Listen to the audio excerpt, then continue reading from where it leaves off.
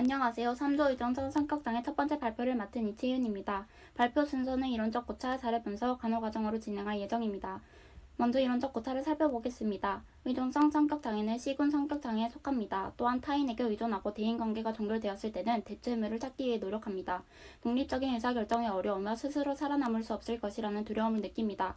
의존성 성격장애 진단기준 요소에는 8가지가 있습니다. 첫 번째는 일상적인 일을 결정하는 데 어려움을 겪는 것, 두 번째는 중요한 영역을 타인을 필요로 하는 것, 세 번째는 반대 의견을 말하기 어려워하는 것, 네 번째는 혼자 일을 시작하기 어려워하는 것, 다섯 번째는 타인의 지지를 얻기 위해 무슨 행동이든 다 할 수 있는 것, 여섯 번째는 혼자 있으면 잘못될 것 같은 두려움을 느끼는 것, 일곱 번째는 자신을 지지해줄 다른 사람을 시급히 찾는 것이며, 마지막 여덟 번째는 혼자 남는 것에 대해 비현실적으로 집착하는 것입니다. 이 중 5가지 이상의 증상이 나타난 경우에 의존성 성격장애로 진단합니다. 원인으로는 문화적 요인, 유년기의 부정적인 경험, 불안을 느끼는 타고난 성향 등이 있습니다. 치료에는 인지행동요법과 정신역동 심리치료, 그리고 약물치료가 있습니다. 다음으로는 사례 분석입니다. 조이조는 내 주변의 사이코들이라는 책에 나오는 주인공을 분석해 보았습니다. 대상자의 이름은 에이미로 24학생입니다. 에이미는 가족과 친구들에게 의존하여 결정을 내립니다. 옷, 데이트 상대, 여가활동과 같은 사소한 일에도 의존적인 모습을 보입니다. 이는 진단기준 1번, 일상적인 일을 결정하는 데 어려움을 겪는 나에 해당합니다. 에이미는 대학교와 전공도 친구를 따라 선택하게 됩니다. 그리고 친구인 제인이 떠나고 혼자 남은 에이미는 발작적으로 울며 잣대를 부모님 손에 맡깁니다. 이는 진단기준 2번, 중요한 영역까지도 타인을 필요로 한다에 해당합니다.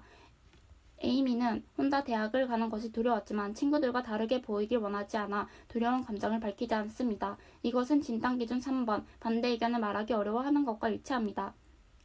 기숙사로 이사하는 날이 다가오자 에이미는 큰 불안감을 느끼며 엄마에게 집착하기 시작합니다.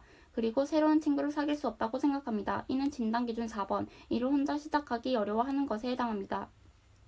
에이미는 친구인 제인이 자신과 헤어지는 것을 요구하자 망연자실해합니다. 에이미는 자신을 쓸모없는 존재라고 생각합니다. 이는 진단기준 6번, 잘못될 것 같은 두려움에 혼자 있으면 불평감과 절망감을 경험하는 것에 해당합니다.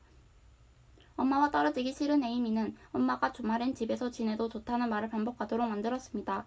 이는 진단기준 8번, 혼자 남은 것에 대한 두려움에 비현실적으로 집착하는 것에 해당합니다. 따라서 에이미는 의존성 성격장애 진단기준 1, 2, 3, 4, 6, 8번에 해당하며 총 6개로 의존성 성격장애로 진단할 수 있습니다. 다음으로는 사례 소개가 있겠습니다. 등장인물로는 대상자인 에이미의 고등학교 친구이자 대학교 룸메이트인 제인, 그리고 에이미의 고등학교 친구인 벨라가 있습니다.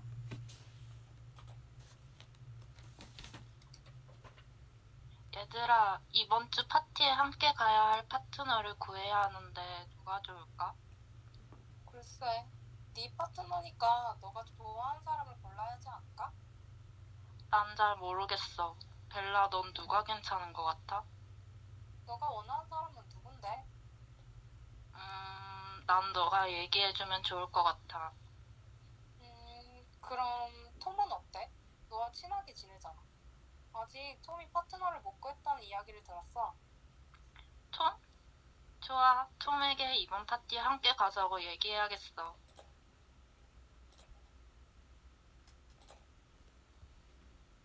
아, 맞다. 나 옷은 뭘 입으면 좋을까? 에이미, 너가 좋아하는 옷을 고르면 되잖아. 에이, 그러지 말고 함께 골라줘. 이 빨간색 드레스가 좋아? 분홍색 드레스가 좋아? 분홍색 드레스가 잘 어울리는 것 같아. 정말? 확실해? 이건 너무 뚱뚱해 보이지 않을까? 아니야, 예뻐. 네 머리색과 정말 잘 어울려. 그리고 에이미, 너 내일 우리 집에 올 거지? 어? 글쎄. 제인, 너는 갈 거야? 응, 물론 갈 거야. 좋아, 그럼 나도 갈게. 이 사례에서는 에이미가 일상적인 일을 결정하는 데 어려움을 겪고 중요한 영역 또한 떠맡길 수 있는 타인을 필요로 하는 모습을 보입니다. 에이미, 나는 기독교 대학교에서 간호학과를 전공하기로 결정했어. 아, 그래?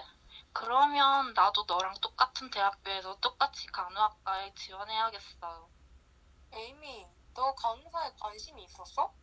난 너한테 들어본 적이 없는데. 아니야, 너가 간호학과에 간다고 하니까 나도 간호학과에 가고 싶어졌어. 혹시 같이 기숙사에서 룸메이트로 생활하는 건 어때? 그래, 좋아. 이 사례에서는 중요한 영역을 맡길 타인을 필요로 하고 일을 혼자 시작하기 어려워하며 혼자 있으면 불편감을 느끼는 에이미의 그 모습이 관찰됩니다. 나를 그만 따라해. 맨날 내 겉모습과 말투를 따라하니까 우리가 동성애자라는 소문이 났잖아. 미안해. 다시는 그러지 않을게. 그 말은 저번 주에도 했는데 또 내 옷을 따라 입었잖아. 이제 더 이상 너랑 놀고 싶지 않아. 기숙사 방도 바꿔달라고 해야겠어.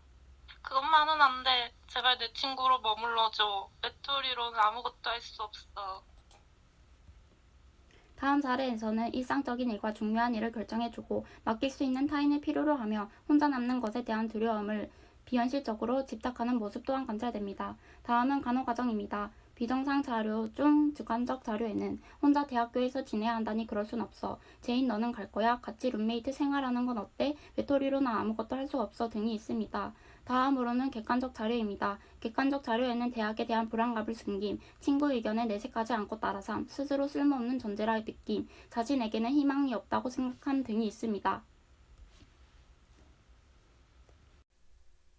그럼 비정상 자료 목록을 토대로 에이미의 간호진단 1번은 의존할 상대의 소실과 관련된 불안입니다. 그에 대한 주관적 자료와 객관적 자료는 아래와 같습니다. 일반적인 목표로는 퇴원 전까지 에이미는 불안함을 느끼지 않으며 환경적인 스트레스를 받지 않는다이며, 구체적인 목표로는 2주 이내에 에이미는 불안에 대한 효과적인 대처 기전을 사용할 수 있다. 2주 이내 에이미는 경험되는 불안 수준의 감소를 기술한다. 세 번째로 2주 이내 에이미는 요구되는 수준의 역할 기능과 문제 해결을 유지한다입니다. 진단에 대한 계획과 중재는 의존성 성격장애와 회피성 성격장애의 저자이자 정신과 전문의 민병배 교수님을 만나 뵙고 이야기 나눠보도록 하겠습니다. 안녕하세요, 교수님. 네, 안녕하세요. 앞서 말했던 것처럼 에이미의 의존할 상대의 소실과 관련된 불안에 관한 진단적, 치료적, 교육적 계획과 그에 맞는 중재가 무엇이 있을까요? 우선 진단적 계획 및 중재로는 에이미의 불안 수준을 사정해 보아야 해요. 그렇기에 스필버그가 개발한 상대 불안 척도로 에이미의 불안이 일시적인지 오래 지속되는지 구분해보고 불안 대처를 위해 어떠한 전력과 방어 장치를 사용하는지 면담을 해보아야 합니다. 자, 그렇다면 불안에 대한 치료적 계획과 중재는 어떻게 될까요? 우선 대화를 나눌 때 불안한 감정을 보이는 것에 대해 격려를 해주고 조용한 환경, 짧은 문장을 사용하여 에이미가 무엇을 경험했고 무엇이 불안을 야기하는지 알아가는 것이 중요합니다. 불안 에피소드 일지 같은 것을 간단히 기록하는 것도 좋고요. 제가 생각했을 때는 에이미와의 대화를 통해 신뢰를 쌓는 것이 가장 중요할 것 같아요. 맞습니다. 그렇기에 교육적 계획 및 중재로는 에이미의 불안이 일정 기간 이상 장애를 유발할 가능성이 있다면 정신적 관리를 위해 다른 전문가들을 의뢰하여 에이미에게 소개해 줌으로써 신뢰감을 형성할 수 있어요.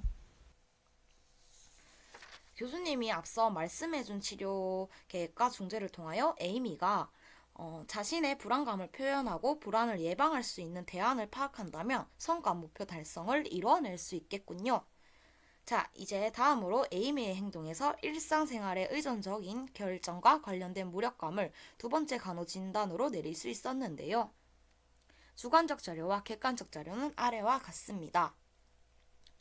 이에 대한 일반적인 목표는 에이미가 무력감이 사라졌다고 말로 표현할 수 있고, 구체적인 목표로는 에이미는 일주 이내 긍정적인 언어적, 비언어적 행동이 1일 2회 이상 관찰된다. 에이미는 2주 이내 프로그램을 자발적으로 선택하여 주 1회 1개 이상 참여할 수 있다. 에이미는 2주 이내 무력감이 감소됨을 1일 1회 이상 말로 표현할 수 있다를 목표로 잡을 수 있었습니다. 그렇다면 교수님, 에이미의 무력감에 대한 계획과 중재는 어떻게 가능할까요? 우선 무력감 수준이 일상생활 활동을 수행하는 데 어떤 영향을 미치는지 알아보기 위해 많은 대화를 나누며 질문들을 통해 관심사를 파악합니다. 여기서 중요한 것은 에이미가 더 무력해지지 않게 대화도 치료 중 하나임을 알려주는 것이 좋습니다. 교수님 말씀대로 우선 에이미의 무력감이 어느 정도인지 파악하는 것이 중요하겠군요. 맞습니다. 치료적 계획에는 에이미 치료 목표나 계획을 세울 때 함께 참여하게 하여 적극적인 치료가 이루어질 수 있도록 해야 합니다. 또 작은 목표를 세우고 성취해 나가도록 격려하며 통제력을 가질 수 있도록 도와주는 것도 중요합니다. 그렇게 한다면 에이미가 자율성도 높아질 것 같아요.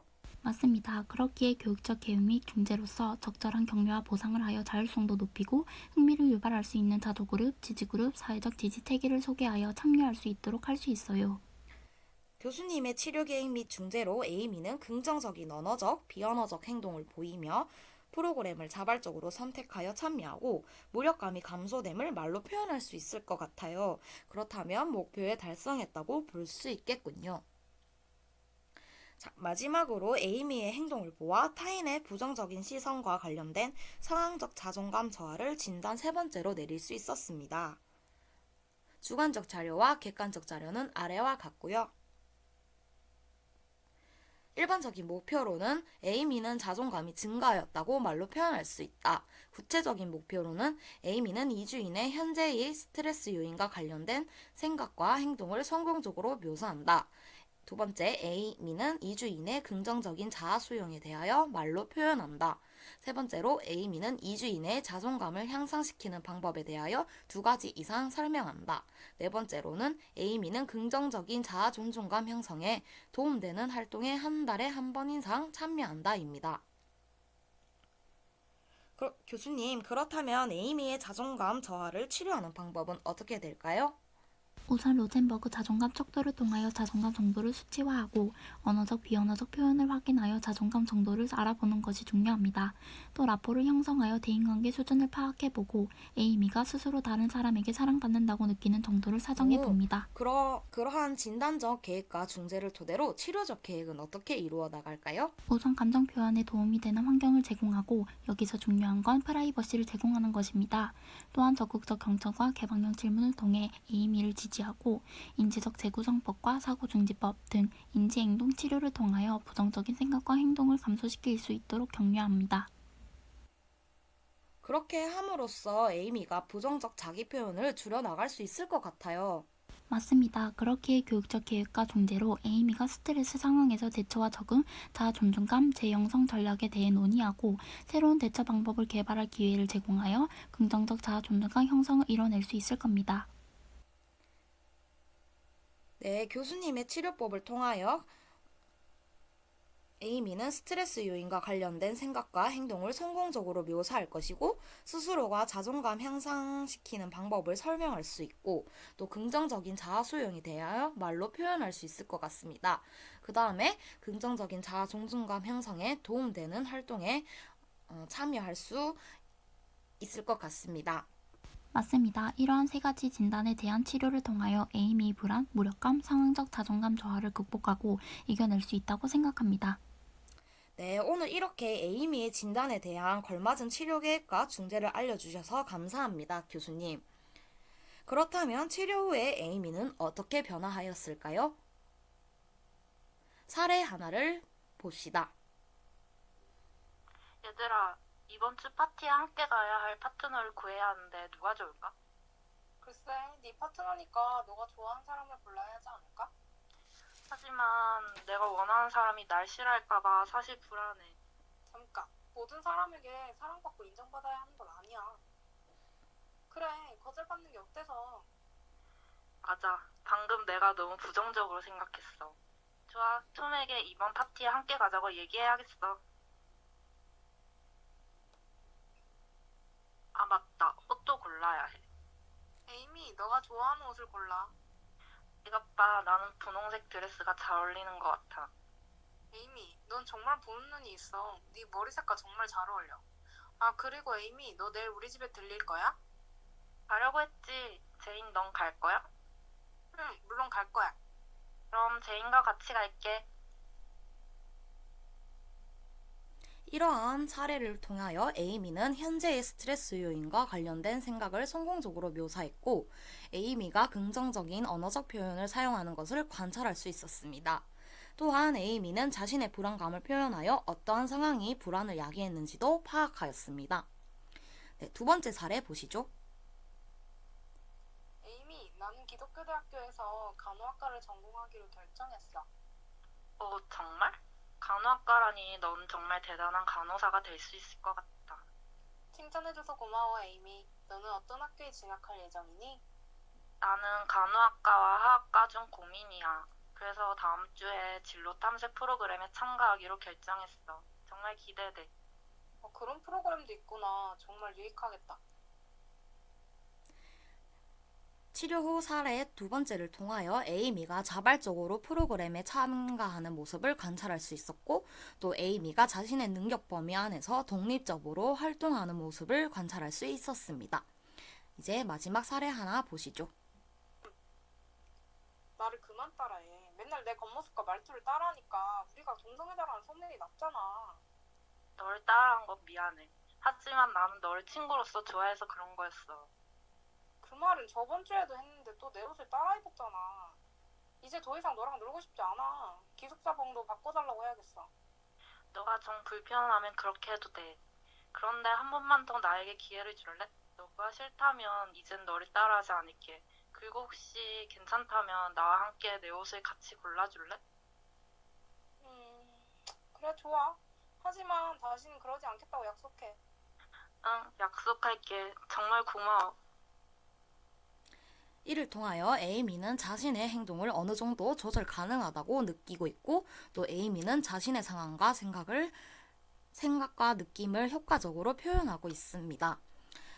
치료 후 사례를 통하여 건강한 에이미의 모습을 관찰할 수 있었습니다. 네, 이상으로 발표 마치도록 하겠습니다. 감사합니다.